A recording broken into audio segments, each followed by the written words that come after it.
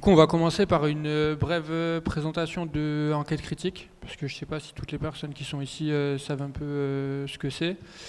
Donc c'est une plateforme de recherche en sciences sociales qui s'est constituée donc d'abord ici à Toulouse en 2021, donc il y a un an, dans l'objectif de produire un savoir critique et de la connaissance critique depuis les luttes sociales et depuis les luttes de terrain. Donc d'abord, c'est parti de personnes qui militaient notamment dans les luttes contre les violences d'État, contre les violences policières, pénitentiaires. Et du coup, dans l'objectif de briser un peu les barrières qui existent entre théorie et pratique, et pour articuler voilà, une pensée théorique. Une pensée théorique qui part des luttes et qui s'adresse aux luttes sociales dans l'objectif de transformer le monde dans lequel on vit. Du coup, on produit différents types de supports de diffusion et de partage de cette connaissance. On écrit des fiches de lecture, on produit des podcasts, on réalise des vidéos, on diffuse de l'information. Donc tout ça, toujours dans l'objectif d'infuser les luttes sociales et de participer à la transformation du monde. Et du coup, donc là, ouais, je pense que c'est à peu près tout. J'allais partir sur la présentation de la soirée, mais c'est... Et du coup, vous retrouvez tout ça, c'est sur enquêtecritique.org, et n'hésitez pas à suivre sur les réseaux sociaux. On est sur la plupart des réseaux sociaux, mais ça aide avec les algorithmes à porter l'info plus loin. Et parce qu'un des enjeux, c'est d'amener des méthodes et des méthodes de production de savoir critique le plus loin possible des mondes universitaires, des mondes militants, pour aller toucher les gens qui sont concernés par les systèmes de domination sur lesquels on travaille et et qui sont loin de tout ça. Et donc n'hésitez pas à nous suivre. Moi là, je vous présente la soirée et après il y a Farah qui vous présente la fiche de lecture. En gros, donc on a pris la décision pour cette année un des axes de travail et d'enquête et d'action, c'est les théories de l'impérialisme et les pratiques anti-impérialistes. Et dans ce cadre-là, en fait, on avait reçu l'année dernière une proposition d'une personne, d'une fiche de lecture sur l'orientalisme d'Edward Said. Donc ça a été écrit d'abord par une personne, ça Farah va vous en parler plus après. Et donc on se proposait ce soir, comme on avait fait l'année dernière, par rapport à la fiche de lecture sur la pédagogie des opprimés de Paulo Freire, en fait on veut en faire d'autres outils à chaque fois parce qu'il y a des gens, ils rentrent dans un sujet par de l'écrit, d'autres par de l'audio, d'autres par de la vidéo. Et donc on veut transformer ces fiches de lecture aussi en objets audio, en podcast et en vidéo. Et donc tout en l'enregistrant, ça permet à des gens de se former aussi à la captation audio, vidéo, au montage. Et donc se dire que tous les savoirs pratiques ou théoriques, c'est aussi important, et puis que souvent c'est mêlé. Donc il va y avoir une première partie où on vous propose de suivre l'enregistrement de cette fiche de lecture, et du coup vous allez pouvoir avoir accès au contenu. À la fin, on fera une sorte de petit atelier d'éducation populaire pour terminer cette première partie. Et après, il y aura une deuxième partie où là, on va demander aux collectifs qui sont avec nous ce soir de se présenter et de réagir par rapport un peu aux notions principales de cette fiche de lecture et aux pistes pour l'action. Et puis de lancer la discussion avec la salle sur un peu qu'est-ce qu'on fait de tout ça en termes de passage à l'action collective. Voilà. Alors, les collectifs qui sont avec nous. Du coup, il y a Fatou Dieng, qui est à la fois dans le comité Vérité et Justice pour la mine Dieng, qui est membre du coup du réseau d'entraide Vérité et Justice, et qui est aussi membre d'Enquête Critique. Salut, Fatou. Farah, à côté de moi, elle est au comité Vérité et Justice 31 et à Enquête Critique. Donc moi, je suis dans Enquête Critique et au comité Vérité et Justice 31. Hugo aussi, tout ça. Il y a Nico qui est là pour Palestine vaincra. Et il y a dans la salle des camarades de Toulouse Antiquera. Et donc voilà, on abordera les questions d'impérialisme et de résistance anti-impérialiste à partir de toutes ces luttes de terrain-là. Juste pour préciser un truc que j'ai oublié de préciser quand j'ai présenté Enquête Critique, c'est qu'on est une plateforme qui est autonome et autogérée. C'est-à-dire qu'on fonctionne hors de l'État et des institutions, on n'est pas un laboratoire de recherche, on est hors de tout ça, on est juste dans les luttes. Et du coup, on fonctionne sans financement public, on est hors des systèmes de subvention et tout ça. Et du coup, il y a des manières de nous soutenir aussi, parce qu'on a du coup des cagnottes en ligne et on vend aussi des petits trucs à l'entrée, des brochures en prix libre. Et tout ça, c'est des manières de nous aider à fonctionner aujourd'hui. Donc, si vous voulez nous soutenir, il y a des manières de le faire. Ok, donc je vais présenter la fiche de lecture. Enfin, je vais expliquer comment on a fonctionné pour la fiche de lecture. Donc, une première personne a proposé ce travail. Et on est plusieurs à avoir fait du travail de relecture et de réécriture, en faisant des allers-retours avec la personne qui a proposé la fiche au départ. Donc, certaines personnes ont lu le livre et travaillé ces sujets et ont fait des retours sur plutôt le fond et vérifier que c'est bien en accord, de leur point de vue en tout cas, avec le propos du livre.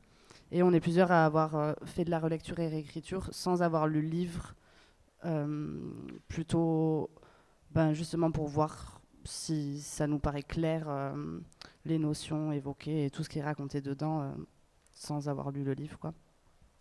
Et en faisant aussi le tri dans certains passages qui nous paraissaient pas forcément faire sens par rapport aux réalités de nos luttes, ou en tout cas où on voyait assez peu de perspectives et peu d'intérêt à la présence de ces passages dans la fiche de lecture. Voilà, et donc après plusieurs allers-retours entre les différentes personnes qui ont relu et la personne qui proposait la fiche de lecture à la base, on en est arrivé à ce travail qu'on va lire maintenant. Édouard Saïd est un écrivain important pour la compréhension et le changement de nos sociétés dominées par les logiques impérialistes. Il a ouvert la voie, au travers de l'étude de la littérature, à une critique du discours artistique et scientifique occidental porté sur les peuples non blancs et des territoires non européens.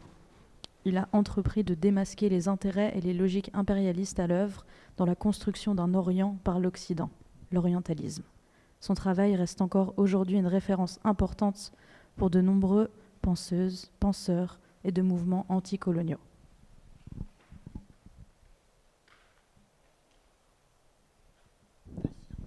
Je continue.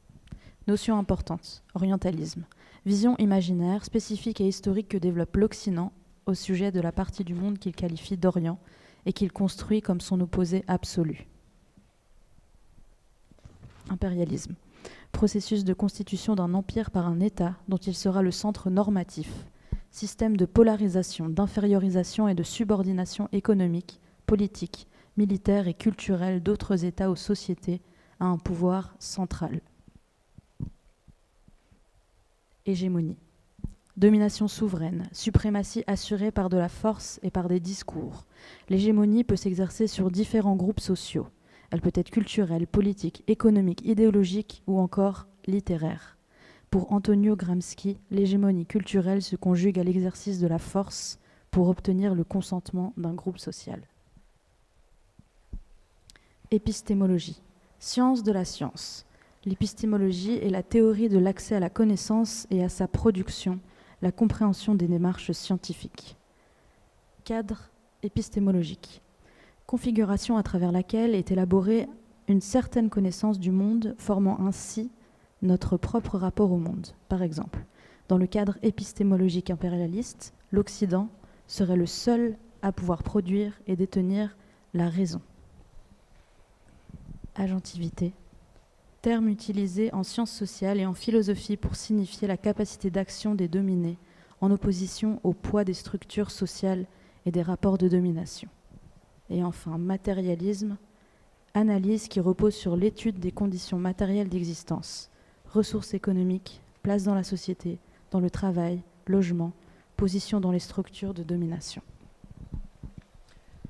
Alors, nos pistes pour l'action, c'est des pistes rédigées par des membres d'enquête critique. Construire une analyse critique des discours et des imaginaires dominants parce qu'ils masquent, légitiment et participent à produire les rapports de domination. Analyser les conditions matérielles de production des discours scientifiques et littéraires, c'est-à-dire les positionnements idéologiques, sociaux, économiques et politiques de leurs auteurs et autrices. On ne change pas une société sans bouleverser son cadre épistémologique, c'est-à-dire sans produire et opposer de nouvelles formes de connaissances, de discours et d'imaginaire. Il s'agit de développer une contre-épistémologie autonome et populaire en transformant aussi la manière de produire les idées. Cette contre-épistémologie doit se faire par et avec les dominés, et non pour elles et eux. Il s'agirait donc de produire une culture émancipatrice entre dominés à l'intérieur même et depuis les luttes pour l'émancipation. Aider à l'auto-formation de collectifs autonomes entre personnes dominées et engagées dans les luttes sociales pour assurer de manière collective et par en bas la production d'imaginaires, de discours et d'idées émancipateurs.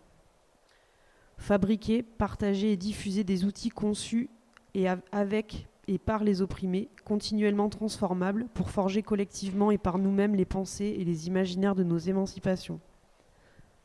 Tisser un réseau de groupes d'action et d'enquête pour échanger des savoirs et des pratiques et faire vivre des solidarités directes.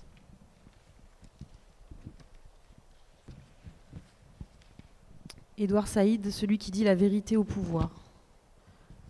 Né à Jérusalem en 1935 d'un couple palestino-libanais d'origine arabe et chrétienne, Édouard Wahi Saïd commence ses études de littérature comparée aux États-Unis dans les années 1950.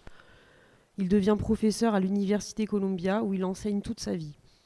Ses origines et son cursus expliquent son aise à appréhender la culture littéraire occidentale ainsi que la direction polémique et engagée qu'il a prise dans la description et l'analyse des relations qu'entretient l'Occident avec le reste du monde.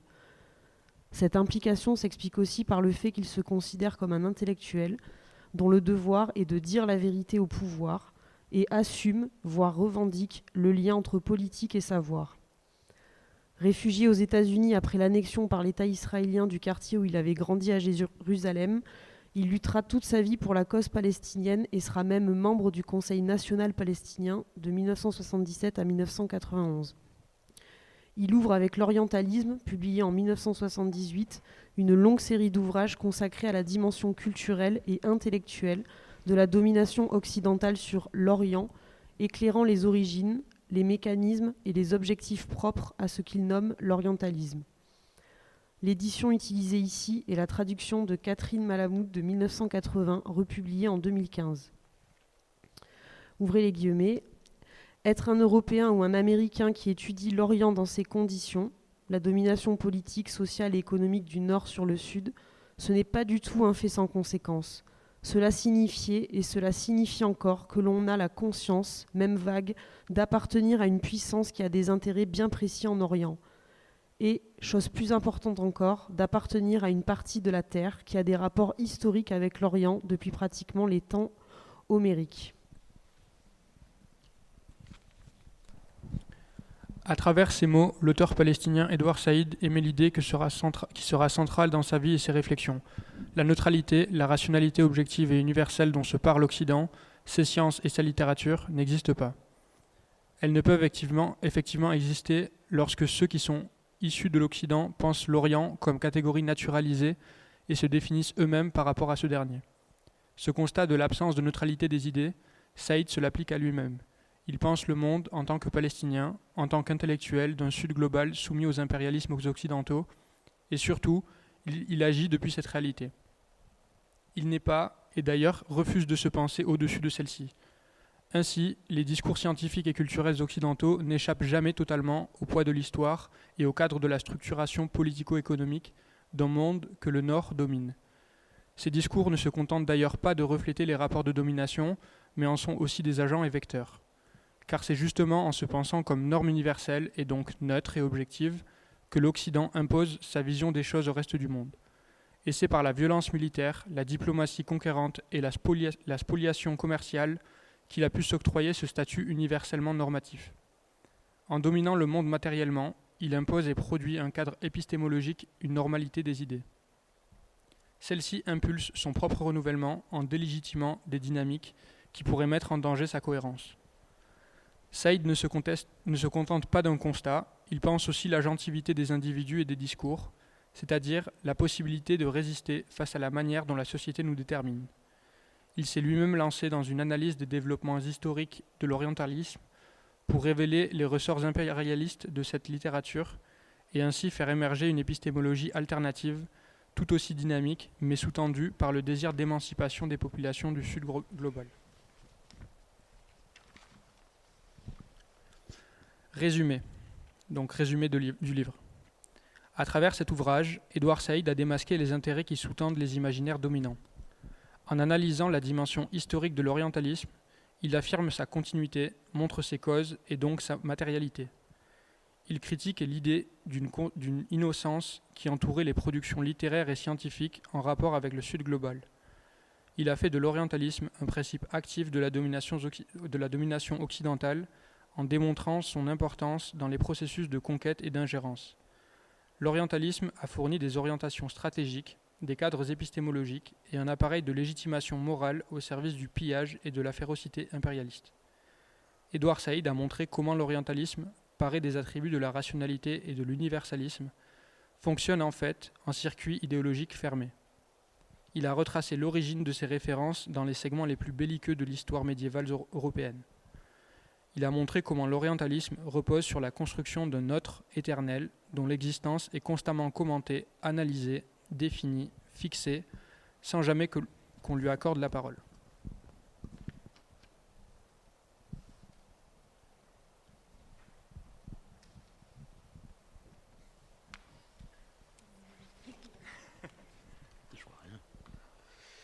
Il permet d'analyser l'orientalisme comme discours de pouvoir.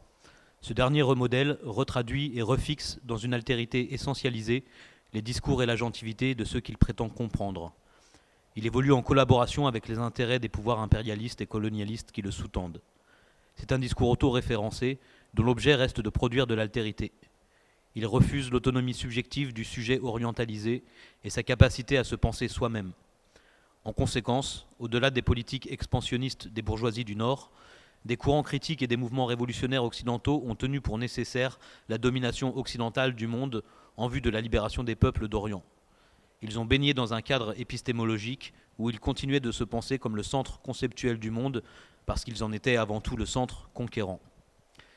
À travers l'orientalisme, Édouard Saïd a posé des jalons théoriques et méthodologiques fondamentaux pour la compréhension du monde contemporain.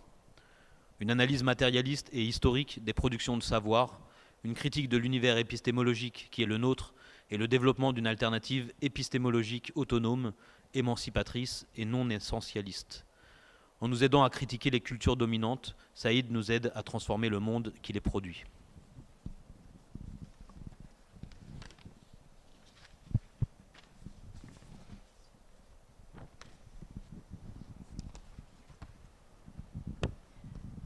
Analyse détaillée. Introduire la notion d'orientalisme, un discours comme mode de domination. Édouard Saïd définit l'orientalisme comme une discipline systématique liant discours universitaire et littéraire par laquelle l'Occident produit l'Orient. Un amas de peuples se situant plus ou moins en Asie et dans le monde musulman nord-africain est considéré d'un seul tenant car relevant d'une altérité, d'une différence radicale avec l'Occident. L'orientalisme se veut à la fois science et témoignage sur les peuples et habitants de l'Orient tout en les effaçant de la construction du discours devant les représenter. Car l'orientalisme est fondamentalement un discours de pouvoir sur les populations qui, selon cette idéologie, ne possèdent aucune unité véritable, si ce n'est celle tenant au fait d'être considérée comme orientale. Et c'est précisément pour cette raison que, selon Saïd, on doit s'intéresser à l'orientalisme, parce qu'il est un discours qui fait réalité au sens où la domination de l'Occident sur l'Orient est matériellement bien réelle, au sens où les orientalistes font partie d'une société dominante et que même s'ils interviennent comme individus, ils sont avant tout européens ou états-uniens et donc dominants dans l'ordre international. Ils s'y sont formés intellectuellement en bénéficiant matériellement et une partie d'entre eux se considère comme une avant-garde consciente de sa puissance impériale. Le discours n'étant jamais produit d'un point de vue neutre et flottant au-dessus du monde, il est aussi réel au sens où il a une influence. Il définit, encadre, dirige, justifie les interventions militaires, politiques et économiques de l'Occident en Orient.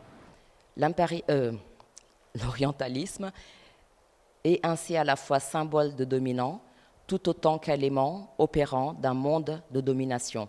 Selon Saïd, cette idée de l'Orient se maintient depuis les premiers orientalistes scientifiques du XIXe siècle, justement parce qu'elle participe à la construction réelle de l'Orient par l'Occident.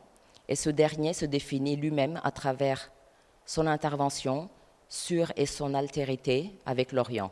Les imaginaires sur la sensualité, la mystique, les caractères despotiques et irrationnels attribués à l'Orient s'opposent précisément aux fictions dont se part l'Occident. C'est pour cette raison qu'Edward Saïd choisit de s'intéresser en premier lieu au Royaume-Uni, à la France et aux États-Unis, puissance impérialiste ayant eu le plus d'influence sur l'Orient. Saïd cherche à déconstruire cette dimension résolument située et subjective de l'orientalisme pour détruire cet esprit spontané et dominant, de domination qui en découle.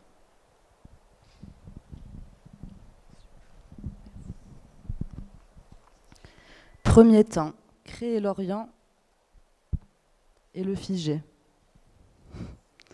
Définir un nous occidental en construisant un eux oriental pour dominer. Le discours orientaliste s'exprime d'abord par le fait de connaître l'oriental. Le connaître et l'étudier scientifiquement permet de le définir et de lui donner les qualités qu'on souhaite lui attribuer. Selon Saïd, pour l'Occident, connaître un tel objet, c'est le dominer, c'est avoir autorité sur lui. Et cette autorité signifie ici que nous lui refusons l'autonomie, puisque nous le connaissons et qu'il existe, en un sens tel que nous le connaissons. Pour Sir Alfred Lyall, l'arabe est ainsi fondamentalement incapable de logique et de cohérence. Il est absurde et irrégulier. Il est par conséquent incapable de se gouverner et nécessite donc l'intervention de l'Occident. L'Occident peut dès lors prétendre se gouverner et gouverner les autres, car il aurait su s'élever jusqu'à pouvoir regarder la situation dans son ensemble.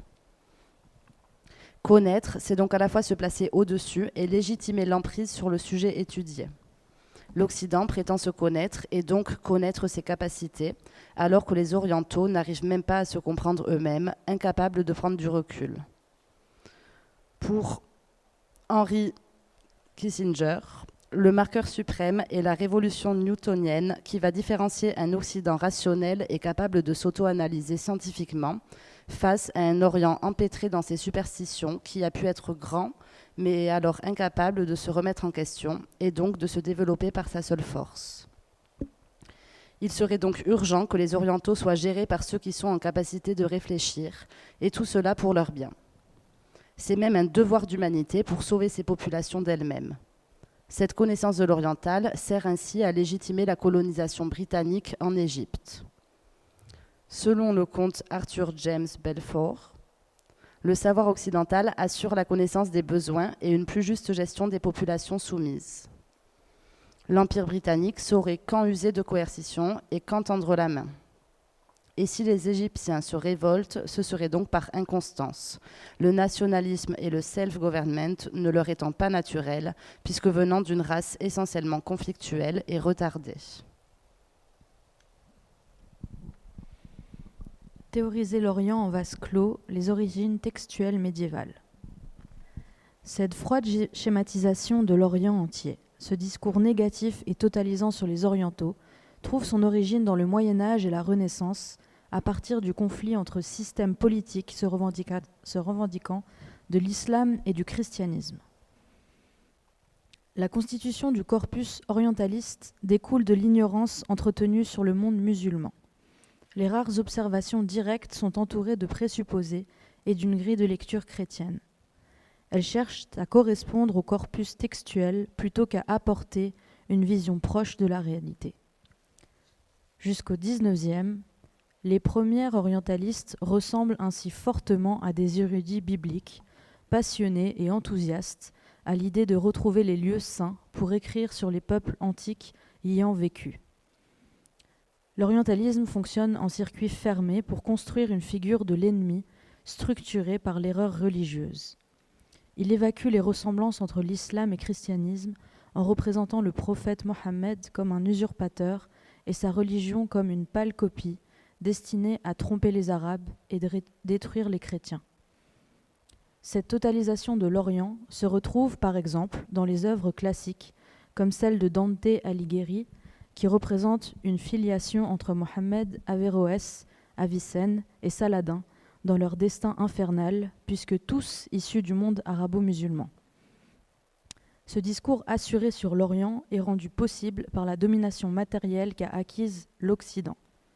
Les orientalistes apportent une nouvelle complexité, acceptant de décrire, diviser, classifier, préciser des termes, mais leur orientation reste marquée par une profonde peur du monde musulman. Ils n'étudient pas, mais orientalisent l'Orient. Ils le réifient sous la forme d'une scène de théâtre attachée à l'Europe, où cette dernière se représente comme omnisciente, y impulsant ses désirs de supériorité et de conquête. Cette mise en scène dont le public, le directeur et les acteurs sont pour l'Europe et seulement pour l'Europe, cherche à caractériser l'Orient comme un corps étranger, à lui donner un corps schématiquement. J'ai cité là Édouard Saïd dans l'orientalisme. Un Orient figé et donc en retard, dont le salut historique se trouve dans l'avancée de l'Occident. Cette définition orientalisée des habitants de l'Orient géographique répond à un seul impératif, donner l'Orient à l'Occident, comme on remet un malade à l'hôpital après l'avoir diagnostiqué. Celui-ci ne fut pas toujours irrationnel et dangereux, mais il l'est devenu, et l'Occident doit donc le guérir. Les Orientaux possèdent des ressources naturelles qu'il convient de sauver d'eux-mêmes. Pour ce faire, il faut extirper la maladie qu'est l'islam, ou du moins l'atténuer. Il faut les guérir, en les privant de leur culture et de leur capacité de résistance pour pouvoir les figer et les domestiquer. L'islam constitue depuis le Moyen-Âge une barrière empêchant les Occidentaux d'accéder aux richesses des pays musulmans et à l'Asie de l'Est et du Sud, puisque les projets occidentaux ne se limitent plus seulement à se défendre ou à prendre Jérusalem, l'orientaliste doit étudier l'Orient et le comprendre pour lui retirer sa puissance. Ainsi, les orientalistes, embarqués par Napoléon dans sa campagne d'Égypte, sont chargés de répertorier, notifier, classifier et sauver, c'est-à-dire piller, les éléments supposés de la culture locale et notamment de la culture antique, ce qui permet de s'approprier intellectuellement le pays. Mais l'autre fonction, la plus importante, est justement de conseiller Napoléon sur l'attitude à adopter et les actions à entreprendre afin d'obtenir l'amitié de la population, surtout vis-à-vis des autorités religieuses islamiques, et de désamorcer son pouvoir sur leur communauté. Le comte de Volnay disait lui-même que l'islam était le plus grand rempart, supérieur en puissance aux Anglais et aux Ottomans, à la possession française de l'Égypte. L'islam écarté ou désamorcé, les orientalistes pourront donc se livrer à une reconstruction de l'Orient selon leurs désirs. Ces orientaux ne sont alors plus les hostiles musulmans des croisades, mais deviennent dociles et potentiellement civilisables, simples égarés de l'histoire qu'il convient de contrôler pour les mener vers le progrès et éviter qu'ils ne détruisent les gloires de leur passé antique. Les descriptions anthropologiques, à l'image de celles du linguiste Silvers de Sassy, vont servir à les figer dans ce passé mystifié et leur nier tout libre arbitre. Cette unité factice de l'Orient basée sur l'altérité que représentent les ennemis du Moyen-Âge permet ainsi de justifier et garantir l'accès des Occidentaux à toute l'étendue du globe dont les habitants seraient arriérés.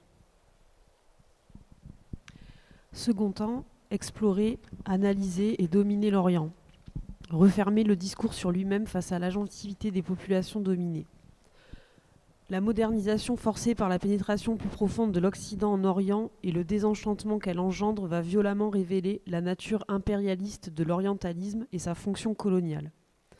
La première désillusion intervient lors de la visite des orientalistes en Orient, ceux-ci ayant basé leur affirmation sur l'Orient depuis un corpus textuel. Or, les pays orientaux ne sont pas à la hauteur de leur supposée excentricité. La transformation moderne et la pénétration des territoires orientaux par la domination occidentale finissent de rendre le contact avec la réalité décevante. L'étude du poète arabe se transforme toujours en étude systématique sur les Arabes et le meilleur moyen de les contrôler. Mais c'est lorsque les orientaux se prennent en main, se concertent sans les occidentaux et se définissent d'eux-mêmes que l'idéal arbitraire vole en éclats. La conférence de Bandung en 1955 sera un des coups de boutoir spectaculaire contre la domination occidentale et la supposée arriération des orientaux, car ceux-ci font ce qu'ils ne sont pas censés faire, se définir, se rencontrer, se concerter et s'allier, non pas au nom d'une supposée culture commune, mais d'une condition de sujet colonisé. L'historien Sir Alexander Hamilton Ruskin Gibbs continuera pourtant à douter de la prétention des orientaux à se gouverner eux-mêmes. Et puisque l'oriental ne peut plus être décrit comme un imbécile chaotique que l'on devrait organiser, il devient le perfide et dangereux ennemi de la civilisation, dont le contrôle est synonyme de sécurité et d'équilibre. Bien que les rapports de force aient changé, le discours s'adapte et continue de refuser la parole à l'oriental enfermé dans une image statique, opposée par essence aux lumières de l'Occident. Comme l'interprète Édouard Saïd, l'islam est l'islam, l'Orient est l'Orient, renvoyez donc à Disneyland toutes vos idées sur la gauche et la droite, les révolutions et le changement. Renouveler et réadapter le discours orientaliste, le tournant scientifique et les débuts de l'intégrationnisme. L'orientalisme voit sa pratique, son regard et ses centres d'intérêt subir une profonde modification entre le XVIIIe et le XIXe siècle. Un nouveau front s'est ouvert pour les Européens qui peuvent commencer à accéder à l'Asie de l'Est et du Sud, accélérant la conquête de la totalité du monde. À force de missions et d'aventures en Orient, ils possèdent une meilleure connaissance de ses habitants et vont commencer à oser s'intéresser aux productions des Orientaux telles que le Coran, renversant ainsi le rapport ignorant qui prédominait jusque-là. Cette meilleure connaissance va déboucher sur ce que Saïd nomme une identification sympathique. Ce concept ancre l'Orient dans un projet de revivification et de régénération de l'Occident grâce à son apport en termes spirituels, mais aussi en termes de connaissances et de nouveaux horizons à explorer.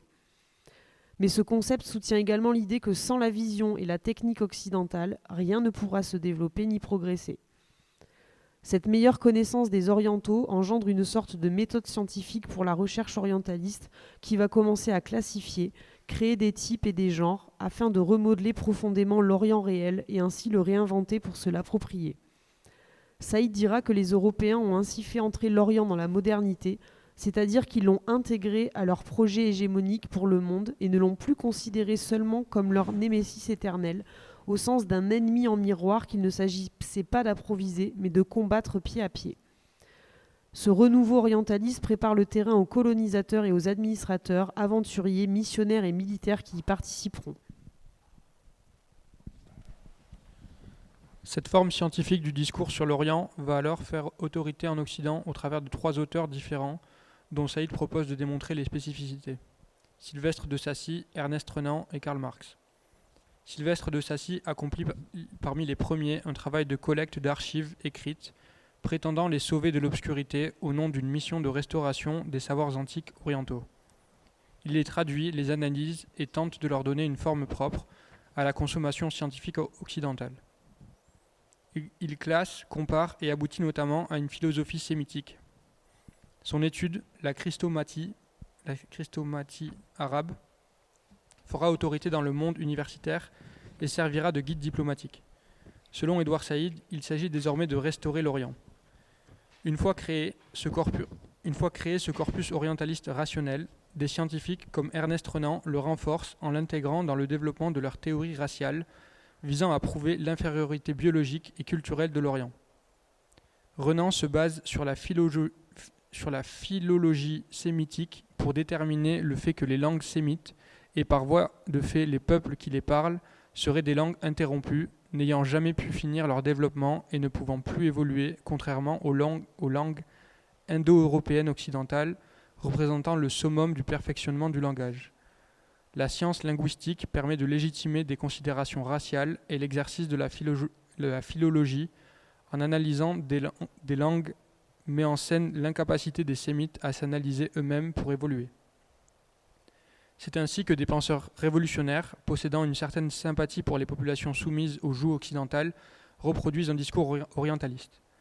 Pour Karl Marx, malgré les horreurs sur lesquelles débouche la colonisation, cette dernière permet de balayer les seigneuries et les tyrannies de l'Orient grâce au pouvoir de la métropole occidentale. Malgré la nouvelle oppression qu'elle fait subir à ces peuples, selon lui, la colonisation uniformise, industrialise et prolétarise et permet donc de réunir les conditions favorables à une révolution communiste et la libération de tous les exploités. Malgré les bonnes intentions de Marx, son discours reste centré sur le fait que seule la voie occidentale serait valable pour le progrès social. Comme le résume Saïd, Karl Marx tente de concilier la répugnance qu'inspirent les souffrances subies par nos frères orientaux, tandis que leur société est transformée par la violence avec la nécessité historique de ces transformations. Cette approche scientifique et cette augmentation de la connaissance ont été rendues possibles par ceux que Saïd appelle les pèlerins, dont le témoignage personnel à leur retour d'Orient devient le discours des institutions occidentales. Il en identifie 3 types. Celui qui ramène spécialement du matériel scientifique, celui qui conserve son regard personnel et l'associe à une démarche scientifique, et celui qui se consacre pleinement à l'écriture personnelle, dont la découverte de l'Orient est pour lui un voyage introspectif. Cet informateur de l'Occident doit savoir se mêler aux populations afin d'acquérir le plus de connaissances possible. Mais il ne doit jamais participer pour conserver son objectivité.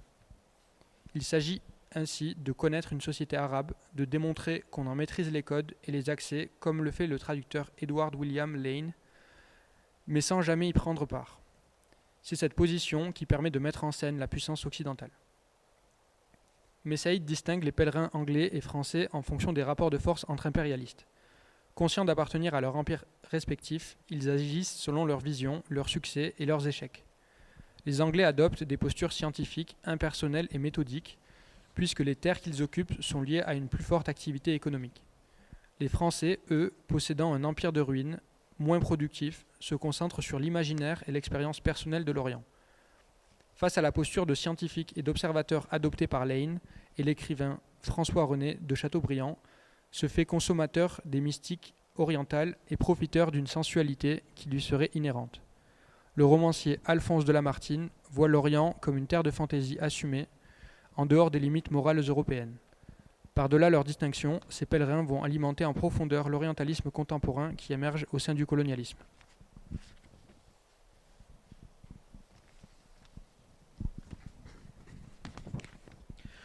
Troisième temps, infiltrer et intégrer l'Orient. Quand l'érudit devient administrateur dans un monde sous domination coloniale. Alors qu'en 1914, 85% du monde est sous domination coloniale européenne, Edward Said distingue l'émergence de 2 formes d'orientalisme, latent et manifeste. L'orientalisme latent désigne ce corpus d'idées et d'ouvrages alimentant l'altérité et l'infériorité de l'Orient, devenu en quelque sorte un bain culturel occidental réunissant tout ce qui a trait à l'Orient. Il permet l'émergence de théories racistes, comme celle de l'écrivain Arthur de Gobineau, qui accrédite biologiquement la suggestion des races orientales et légitime le traitement spécifique des indigènes. L'orientalisme permet aussi de définir tout ce qui fait horreur à la société bourgeoise, comme les marginaux, les vagabonds ou les femmes. Mais au-delà d'un simple regard méprisant, haineux ou paternaliste, l'orientalisme est un outil politique manifeste. Son versant latent permet l'émergence d'une entreprise de conquête systématique, en lui donnant une justification morale. Il s'agit en effet de donner de la dignité à la simple conquête grâce à une idée, de transformer l'appétit pour plus d'espace géographique en une théorie sur la relation toute particulière existant entre la géographie d'une part et les peuples civilisés de l'autre. Fermez les guillemets. Il définit une cause plus noble qu'une simple stratégie d'accaparement de biens et de terres. Cette nouvelle situation de domination coloniale quasi totale incite à la jonction entre l'orientalisme latent et l'orientalisme manifeste. C'est la rencontre entre l'érudit et l'administrateur. Le démembrement théorique de la Turquie par le Royaume-Uni et la France fait justement intervenir de nombreux orientalistes pour définir les territoires à se partager et s'assurer la viabilité à long terme des frontières créées.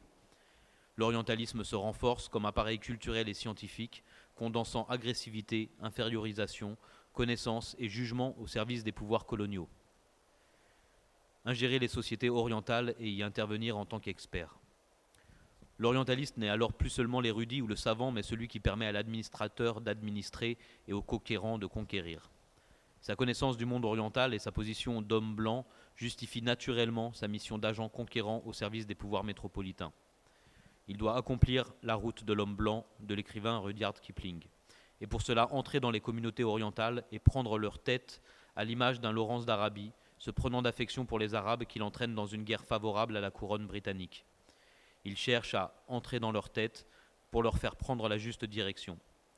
L'orientaliste passe ainsi de la compréhension à l'action.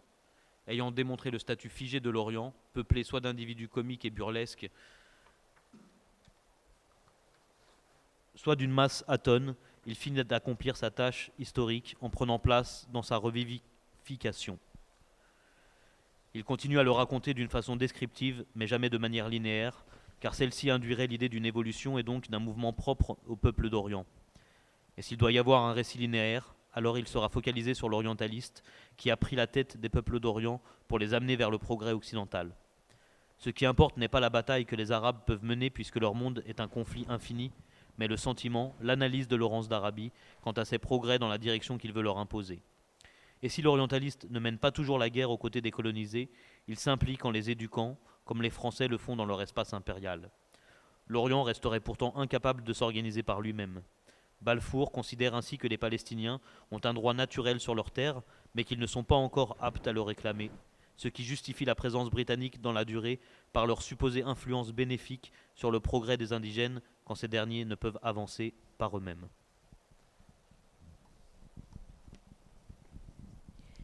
Mais le monde oriental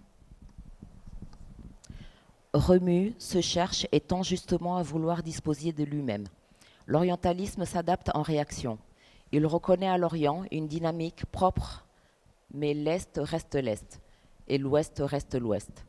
On observe une spécialisation par ère culturelle, par l'usage de types et la distinction de différentes mentalités orientales. Tout en intégrant des nuances, ce phénomène continue à produire de l'altérité. On étudie et on reconnaît un certain droit islamique, mais celui-ci reste fondamentalement à l'écart de l'Occident. Par ailleurs, l'étude de l'islam reste le fait d'auteurs réactionnaires comme l'administrateur colonial en Inde et linguiste Robert Needham Kust, lequel oppose sémites et ariens. Gip et Louis Massignon représentent bien ce tournant l'orientaliste ayant lieu après la Première Guerre mondiale. Côté français, Massignon célèbre le mysticisme musulman en constituant de considérer l'islam comme une religion du refus de la modernité.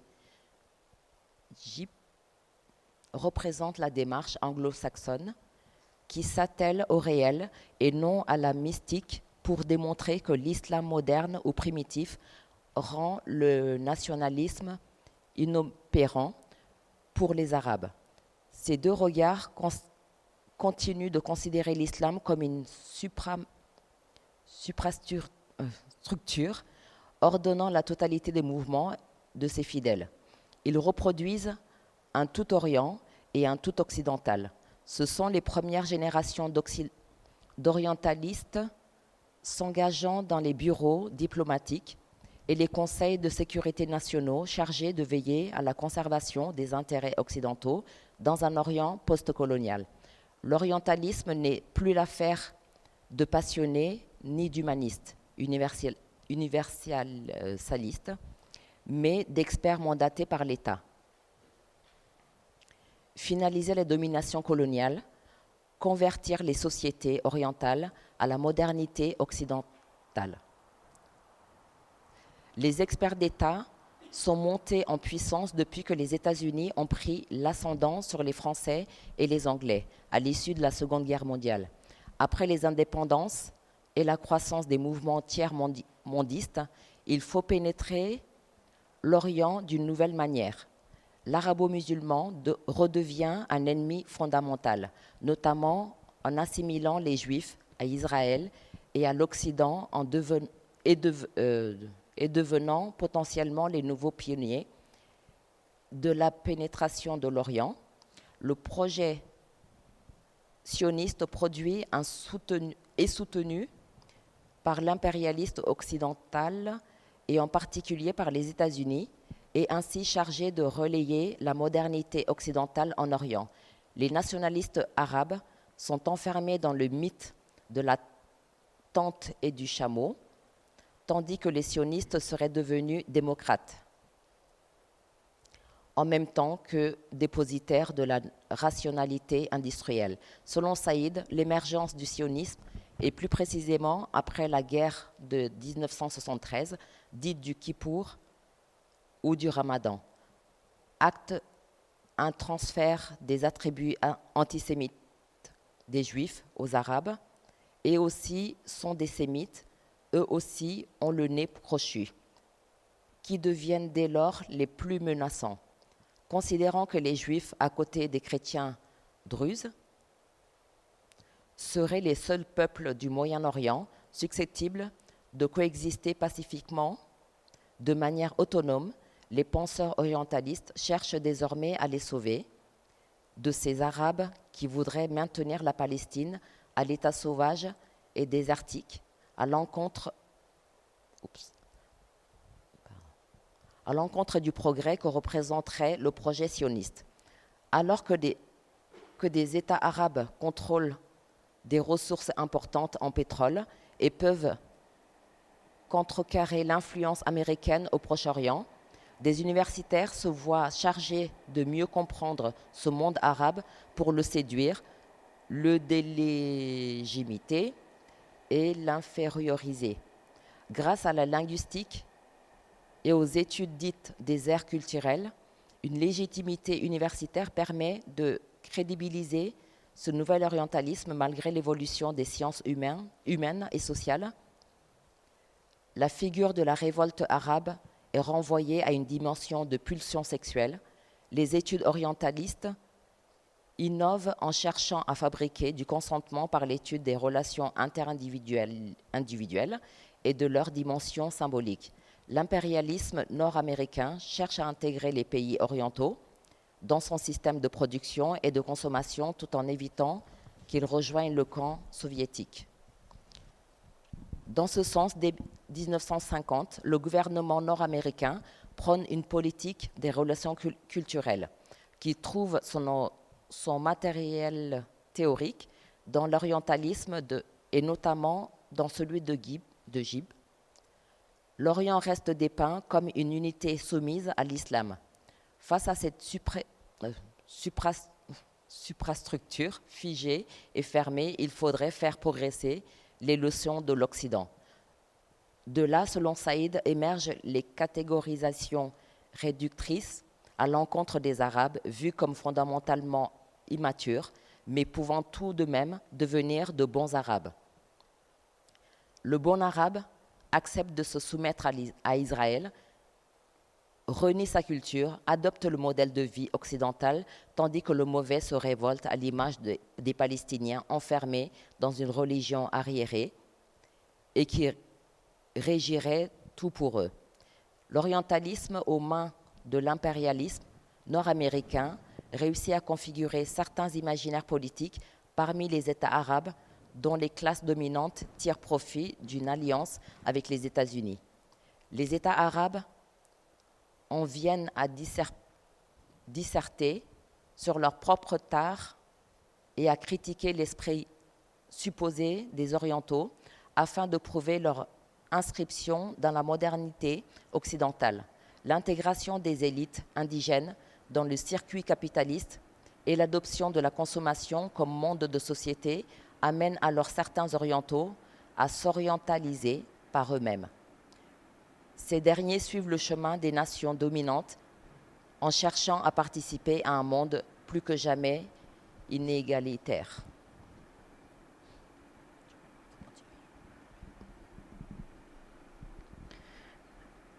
Le monde dans lequel nous vivons aujourd'hui est directement héritier de la dernière phase impérialiste que Saïd avait commencé à décrire à travers les mutations de l'orientalisme. Un Sud en cours d'intégration, mais surtout durablement transformé économiquement, politiquement et culturellement par les anciennes puissances coloniales du Nord qui le dominent toujours.